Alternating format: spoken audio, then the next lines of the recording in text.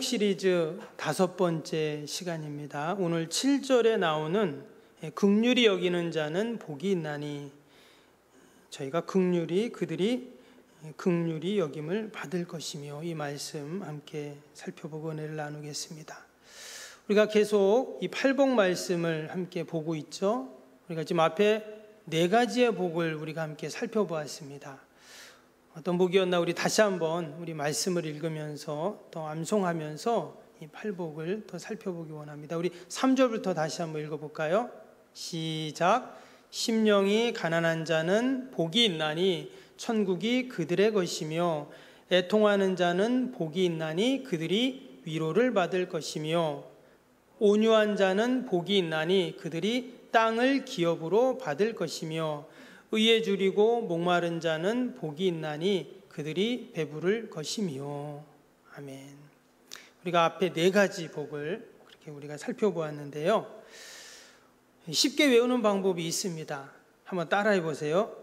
심에 온의. 한번 따라해 보세요. 심에 온의. 어려운가요? 심에 온의, 극마화의.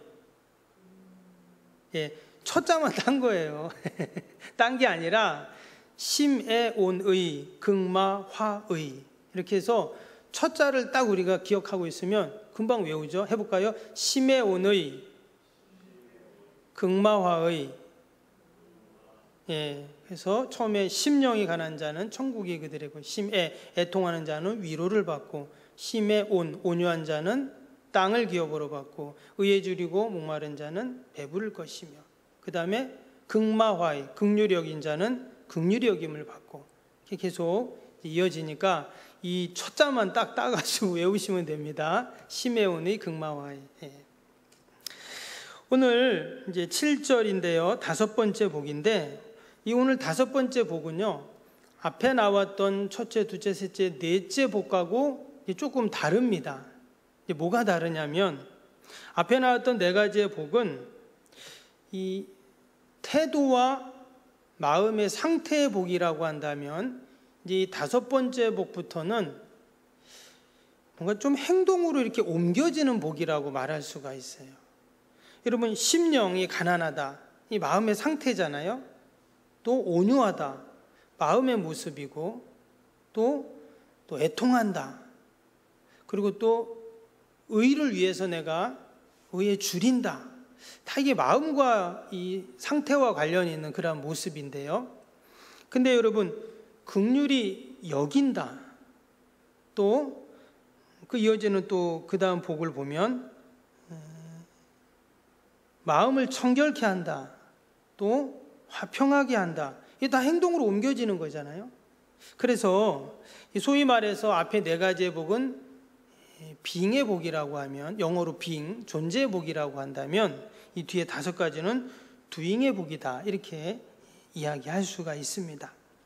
그래서 긍휼히 여기는 자, 바로 구체적이고 그리고 적극적인 행동의 모습을 말하고 있습니다. 우리가 이 긍휼이라는 단어를 보면 그것을 좀 더 쉽게 이해할 수가 있는데요, 이 긍휼을 한문으로 찾아보니까 불쌍히 여길 궁, 또 불쌍할 율, 이렇게 돼 있어요.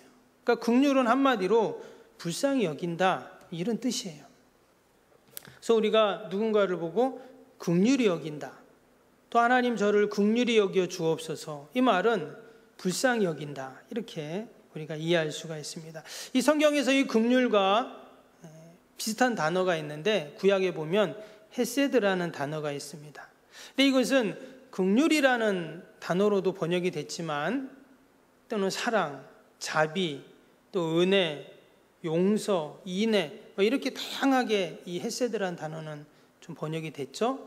그래서 헤세드는 좀 광범위한 하나님의 사랑이라고 그렇게 이제 이야기를 하는데, 근데 이게 긍휼과 이제 비슷한 단어예요. 근데 오늘 이 마태복음에 나오는 이 긍휼이라는 단어, 헬라어로는요, 뭐로 되냐면 엘레우스라고 되어 있습니다. 근데 이 엘레우스의 단어도 오늘 이 마태복음 5장에는 긍휼이라고 이제 번역을 해놨는데, 또 다른 데 보면 엘레우스가 때로는 사랑, 또는 자비, 인자, 또 이렇게 또 번역을 해놨어요. 그래서 약간 좀 다 비슷합니다. 우리 말은 뭐 긍휼이나 은혜나 비슷해요. 하나님 긍휼히 여겨 주옵소서. 우리 기도할 때 하나님 은혜를 베풀어 주옵소서. 좀 비슷하게 우리가 사용을 하잖아요. 근데 원래 이 긍휼이라는 엘레우스라는 단어를 자세히 살펴보면 원래 뜻이 뭐냐면 상대방의 피부 속으로 파고 들어가는 능력, 이렇게 돼 있어요. 주석을 찾아보면. 쉽게 말하면 내가 누군가 다른 사람을 이제 내가 긍휼히 여긴다라고 할 때 마치 그 사람의 피부 속을 뚫고 들어가서 그 영혼의 자리를 잡고 그 마음 한복판에 내가 머물면서 그 사람과 같이 하는, 그래서 뭐 아프면 같이 아파주고 울면 같이 울어주고 또 힘들어하면 같이 힘들어해주고, 이게 긍휼이라는 거예요. 아까 긍휼이 우리말로는 불쌍히 여긴다 이런 뜻이라고 했는데, 우리가 누군가를 참 불쌍하다 이런 마음은 가질 수 있잖아요. 근데 여기서 좀 이 긍휼은 참 불쌍하다 여기에서만 머무는 게 아니라 정말 그 사람과 함께 아파해주고 눈물 흘려주고 또 그 고통과 함께하는, 이게 바로 긍휼이라는 거예요. 그래서 우리가 하나님께 기도할 때 하나님 긍휼히 여겨 주옵소서, 우리가 이렇게 기도할 때 이제 그런 의미가 다 담긴 기도예요. 그러니까 하나님 긍휼을 베풀어 주옵소서, 여러분 이런 기도를 많이 하시기를 바랍니다. 아주 좋은 그런 기도 내용입니다. 긍휼히 여기는 자가 오늘 복이 있다고 그렇게 이제 말씀을 해주시고, 그 복이 무슨 복이라고 했습니까? 7절을 다시 보시면 긍휼히 여기는 자는 복이 있나니 그들이 긍휼히 여김을 받을 것이며, 이렇게 말했어요. 긍휼히 여기는 자에게 하나님이 어떤 복을 주시냐? 하나님이 긍휼히 여겨주시는 복을 준다는 거예요.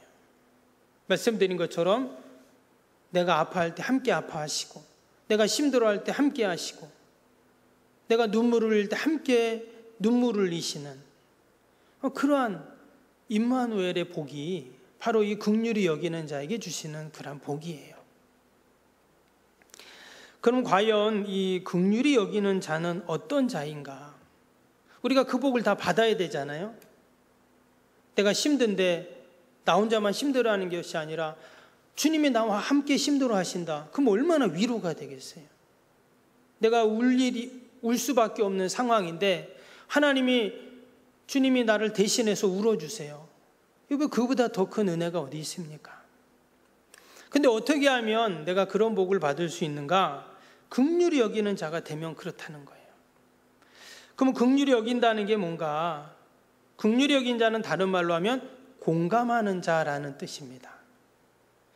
영어로 이 긍휼이요, 컴패션이라고 되어 있어요. 컴패션 어디서 많이 들어보지 않으셨나요? 이 컴패션은 공감이라는 단어와 이제 비슷한 단어인데요. 컴이라는 뜻이 함께한다. 패션이라는 뜻은 뭐 열정이라는 뜻도 있지만 또 고통을 함께한다, 이런 의미도 함께 있는 단어예요. 그래서 컴패션은 고통을 함께한다, 이런 의미의 단어입니다. 근데 예수님께서 무리를 보시고 불쌍히 여기셨다, 이런 말씀이 나오는데 그때 그 불쌍히 여기셨다는 단어도 보면 컴패션이라는 영어 단어로 되어 있습니다. 선한 사마리아인이 그 강도 만난 사람 불쌍히 여겼잖아요. 그때도 컴패션이라는 영어 단어를 썼습니다. 그래서 그 고통을 함께 해주는 것, 이것이 바로 이제 긍휼이다라는 겁니다. 요한복음 11장에도 보면 예수님이 그 나사로 집에 가셨죠. 근데 나사로가 죽었어요. 나사로를 너무나 사랑하고 그런 사람이었는데 죽었습니다. 그때 예수님이 그 집에 가서 어떻게 하셨는가? 요한복음 11장 33절에 보면 예수께서 그가 우는 것과 또 함께 온 유대인들이 우는 것을 보시고 심령에 비통히 여기시고 불쌍히 여기시사 그랬습니다. 여기서 예수님이 불쌍히 여기셨다 하는 이 문구가 바로 긍휼히 여기셨다 하는 것과 같은 의미예요. 그래서 예수님이 불쌍히 여기셔서 어떻게 하셨는가? 밑에 35절에 보면 예수께서 눈물을 흘리시더니 그랬어요. 아예 참 불쌍하네 이렇게 마음만 가진 게 아니라 눈물을 흘리셨어요. 같이 그 고통에 함께 하셨다, 이런 이제 말씀이죠. 요한복음 17장에 보면 예수님이 또 눈물을 흘리신 적이 있습니다. 예루살렘 성을 보시면서 눈물을 흘리셨다, 그런 내용이 나와요. 또 예수님께서 십자가에 달리실 때도 물과 피를 다 쏟으셨다고 했는데 그 물과 피, 그 안에 예수님의 눈물도 함께 그 안에 담겨 있었다, 이렇게 이야기를 합니다. 히브리서 5장 7절에 보면 그가 육체에 계실 때 자기를 죽음에서 능히 구원하실 이에게 심한 통곡과 눈물로 간구와 소원을 올렸고 그의 경건하심으로 말미암아 들으심을 얻었느니라. 예수님께서 십자가를 앞에 두시고 기도하시면서 심한 통곡과 눈물로 이렇게 말씀을 하고 있습니다. 예수님께서 그때 눈물을 흘리시고 이렇게 기도하신 것이 과연 자신을 위한 눈물이었는가? 그렇지 않죠? 이 세상을 향한 하나님의 심판을 생각하면서 우리들 위해서 흘리신 그러한 눈물이셨습니다. 그래서 예수님의 그 성육신 사건, 이것은 가장 큰 우리를 향하신 국률의 사건이고, 또한 예수님의 십자가의 사건은 우리를 향하신 하나님의 크신 국률의 사건이다라고 우리는 이야기할 수가 있습니다. 요한복음 3장 16절 우리가 너무나 잘 아는 말씀이죠. 하나님이 세상을 이처럼 사랑하사 독생자를 주셨으니 이는 그를 믿는 자마다 멸망치 않고 영생을 얻게 하려 하심이라. 여기에 보면 하나님이 세상을 이처럼 사랑하사 이렇게 말씀했습니다. 우리 이 말씀을 너무나 잘 아는 말씀, 또 암송하고 노래도 하는 말씀이잖아요. 근데 하나님이 우리를 사랑하셔서 독생자를 주셨잖아요. 어떤 목사님이 이 말씀을 이렇게 말씀하시면서 그런 얘기를 하시더라고요. 하나님이 독생자를 주셨다. 이것은 다른 말로 하면 창조주가 피조물이 되셨다는 거예요. 이것은 비유를 이렇게 하셨어요. 이것은 마치 개구리가 사람이 되는 것보다 100배, 1000배는 더 힘든 일이다, 이렇게 비유를 하시더라고요. 여러분, 하나님의 창조 계획 속에 하나님이 피조물이 된다는 계획은 없었어요. 그런데 우리를 너무나 사랑하셔서 바로 이 사랑이 우리를 긍휼히 여기셔서죠.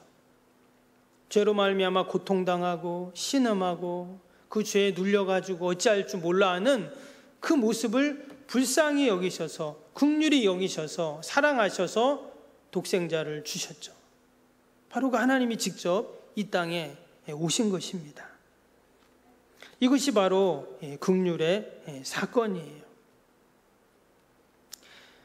하나님이 우리의 고통을 공감하시고 더 나아가 우리의 고통과 함께 하시기 위해서 그렇게 이 땅에 오셨다라는 것입니다. 때문에 우리가 긍휼히 여기는 자가 된다는 것은 하나님이 가장 기뻐하시는 모습이에요.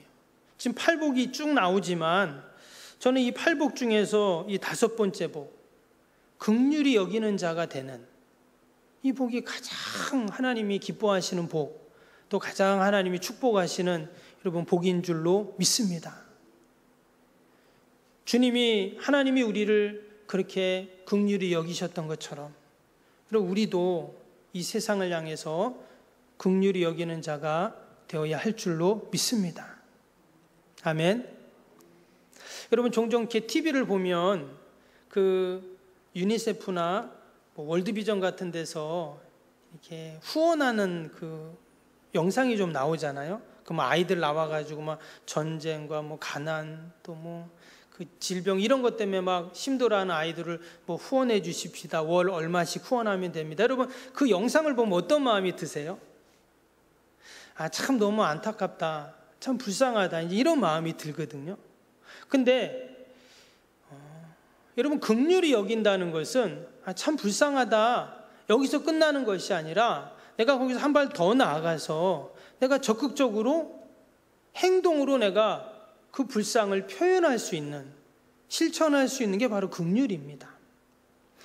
내가 뭐 직접 후원을 할 수도 있겠죠. 그러나 그런 의미에서 우리가 교회에서 선교헌금, 구제헌금을 하거든요. 그것은 내가 할 수 있지만 교회가 대신하는 것이죠. 그러한 의미에서 여러분 선교헌금, 구제헌금을 하는 것이 내가 긍휼히 여기는 자가 되는, 그래서 긍휼을 실천하는 그러한 모습인 줄로 믿습니다. 저희가 선교헌금, 구제헌금을 사실 하시는 분만 하세요. 교인들도 보면 헌금 이렇게 목록이 많으니까. 그런데 저는 온 성도님들이 다 하셨으면 좋겠어요. 액수가 중요한 게 아니라, 왜? 내가 긍휼히 여기는 자가 돼야 하나님이 주시는 그 복을 받으니까요. 여러분, 다 우리가 긍휼히 여기는 자가 될 수 있기를 바랍니다. 그 다음에 긍휼히 여기는 자는 이해하는 자입니다. 여러분, 이해한다는 게 언더스탠드라고 하잖아요. 꼭 영어 공부하는 것 같은데, 언더라는 게 밑에서, 스탠드는 서 있다는 말이거든요. 그러니까 마치 밑에서 내가 서 있는 것이죠. 다른 말로 하면 내가 낮은 자리에서 그렇게 공감하고 이해하고 상대방의 입장에 서보고, 이게 이해한다라는 그런 단어의 뜻입니다. 여러분, 내가 낮은 자리에 있으면 어때요? 때로는 손해볼 수도 있습니다. 또는 내가 어려움을 당할 수도 있어요. 그러나 내가 그 낮은 자리에서 상대방의 손을 잡아주고 상대방의 입장에 서보고, 이것이 이제 이해하는 거죠. 여러분, 우리가 상대방을 공감하고 이해할 때 어떤 일이 생기는가? 용서할 수 있죠. 우리가 종종 그런 말을 합니다. 저 사람은 정말 이해가 안 돼. 왜 저러지? 여러분, 이해가 안 될 때는 어떻게 하죠? 이해가 안 될 때는 이해하려고 하면 안 됩니다. 기도하면 되죠. 그래서 우리 성도들은 늘 이해하려고 하는 자가 아니라 여러분, 기도하는 자인 줄로 믿습니다. 긍휼히 여기는 자는 어떤 자인가? 상대방을 이해해 주는 자예요. 근데 이해가 안 된다. 그럼 기도하면 됩니다. 그게 바로 긍휼히 여기는 자죠. 예수님도 십자가 앞에 딱 서셨을 때, 십자가가 계속 다가올 때 예수님도 그게 이해가 안 됐어요. 그 예수님이 어떻게 하십니까? 겟세마네 동산에 가서 기도하시죠. 그때 예수님이 이렇게 기도했습니다. 우리가 잘 아는 기도죠. 마태복음 26장 39절에 보면 조금 나아가사 얼굴을 땅에 대시고 엎드려 기도하여 이르시되, 내 아버지여, 만일 할만하시거든 이 잔을 내게서 지나가게 하옵소서. 그러나 나의 원대로 마옵시고 아버지의 원대로 하옵소서 하시고. 예수님도 십자가를 지시기 전날 밤에 그 십자가가 이해가 안 됐습니다. 이해가 안 되니 기도하는 거죠. 그러면서 하나님, 도무지 내 이해가 안 되는데 좀 이 잔을 내게서 좀 옮겨 주옵소서, 마치 십자가를 옮겨 주옵소서, 이렇게 기도를 하셨어요. 그런데 그렇게 기도를 하니까 하나님께서 하나님의 뜻을 온전히 이해하게 하시죠. 그래서 어떻습니까? 나의 원대로 마옵시고 아버지의 원대로 하옵소서 하면서 그 하나님의 뜻을 받들게 되는 모습을 보게 됩니다.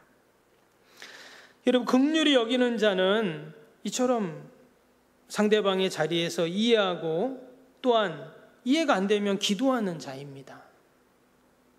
그럴 때 말씀드린 것처럼 이제 용서하는 자가 되는 거예요. 그래서 궁극적으로 긍휼히 여긴 자는 어떤 자이냐? 용서하는 자예요. 다른 사람의 아픔, 상황들 내가 이해하고 공감하고 기도하면서 내가 용서하는 자, 바로 그 사람이 긍휼히 여기는 자예요. 우리가 처음에 이 팔복 말씀 볼 때 4장 뒷부분에 많은 사람들이 예수님께 나와서 이제 말씀을 들었잖아요. 이 팔복의 말씀을 듣고 있습니다. 그때 이 팔복의 말씀은 듣는 사람들이 누구라고 했죠? 각종 병에 걸린 자들, 고통당하는 자들, 귀신 들린 자들, 간질하는 자들, 중풍병자들, 이런 사람들이 지금 예수님 앞에 지금 나와 있습니다. 여러분, 이 사람들은 뭐가 필요한 사람들일까요? 다 긍휼이 필요한 사람들이에요. 그 긍휼을 얻기 위해서 지금 예수님 앞에 나왔습니다. 근데 예수님은 그들 향해서 뭐라고 했다고요? 긍휼히 여기는 자가 되라, 이렇게 말씀한 거예요. 내가 좀 긍휼을 얻기를 원하는데 도리어 나보고 긍휼을 베푸는 자가 되어라, 이렇게 말씀하셨어요. 아주 역설적인 그런 말씀이죠.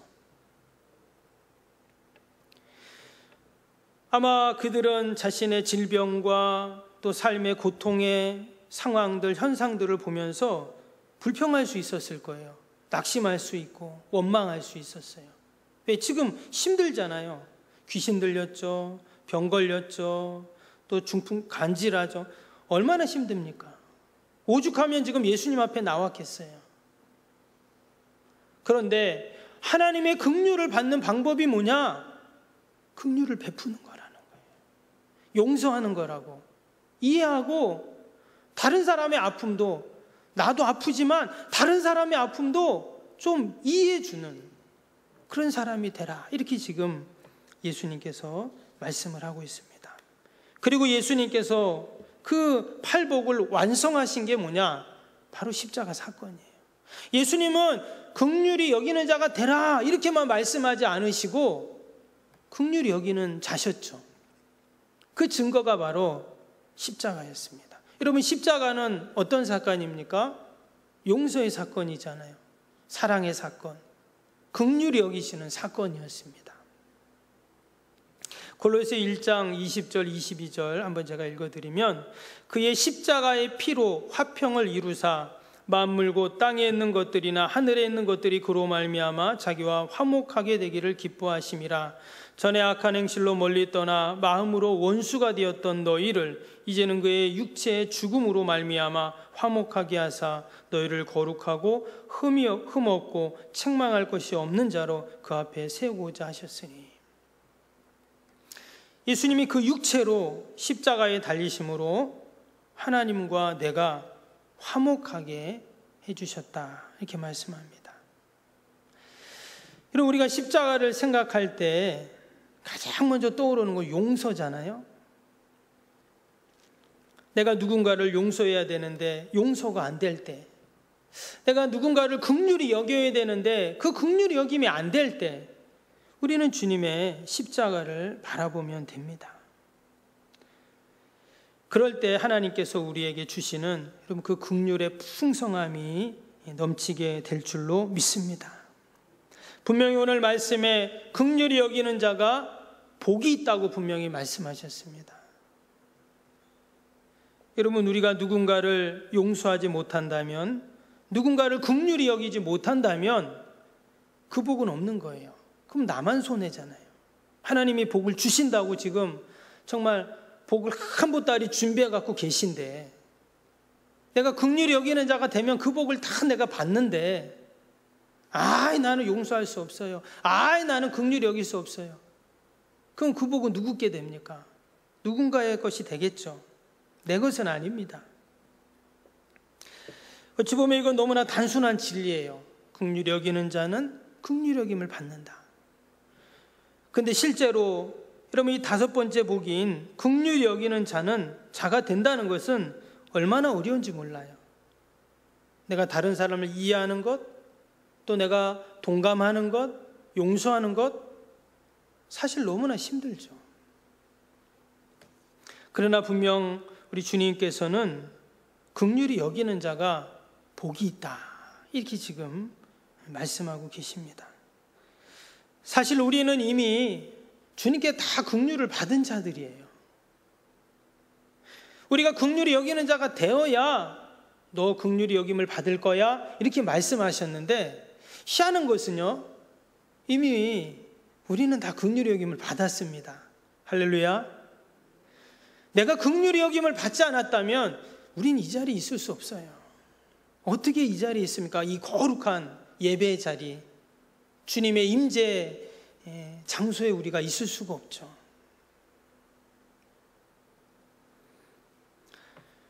우리가 다시 한번 그 하나님의 그 은혜들을 생각하면서 내가 늘 긍휼히 여기는 자가 되기를 소망하고, 또 그렇게 세상을 향해 긍휼히 여기는 자가 되는 그래서 그 복을 다 받아 누리는 저와 여러분이 되길 주님의 이름으로 축복합니다. 기도하겠습니다.